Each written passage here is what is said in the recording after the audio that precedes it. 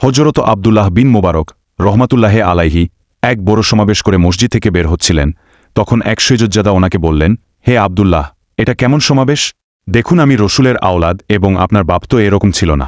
হযরত আব্দুল্লাহ বিন মুবারক জবাব দিলেন, আমি ওই কাজ করছি যা আপনার নানাজান করেতেন এবং আপনি করতেছেন না। তিনি আরও বললেন, নিশ্চয় আপনি সৈয়দ এবং রসুলুল্লাহ সাল্লাল্লাহু আলাইহি ওয়াসাল্লাম এর বংশধর। এটাও সত্য যে আমার পিতা এরকম ছিলেন না, কিন্তু আপনার পিতা থেকে প্রাপ্ত ইলমের উত্তরাধিকারী হয়ে আমি প্রিয় পাত্র ও বুজুর্গ হয়ে গেছে, আর আপনি আমার পিতার উত্তরাধিকার গ্রহণ করে সম্মান লাভ করতে পারলেন না। সেই রাতেই হযরত আব্দুল্লাহ বিন মুবারক স্বপ্নে হুজুর সাল্লাল্লাহু আলাইহি ওয়াসাল্লাম কে দেখলেন। তার চেহারা মুবারক মলিন ছিল। তিনি আর্জ করলেন, ইয়া রসুল্লাহ, আপনার চেহারা মুবারক মলিন কেন? রসুল্লাহ ফরমালেন, তুমি আমার এক সন্তানের বেলায় কটাক্ষ করেছ। আব্দুল্লাহ বিন মুবারক ঘুম থেকে উঠে সেই সৈয়দজাদার সন্ধানে বের হলেন, যেন ওনার থেকে ক্ষমা চেয়ে নিতে পারে। এদিকে সেই সৈয়দজাদাও সেই রাত্রে স্বপ্নে হুজুরকে দেখলেন। হুজুর ওকে বলছেন, বেটা, তুমি যদি ভালো হতে তাহলে তোমাকে এরকম কথা বলতো না।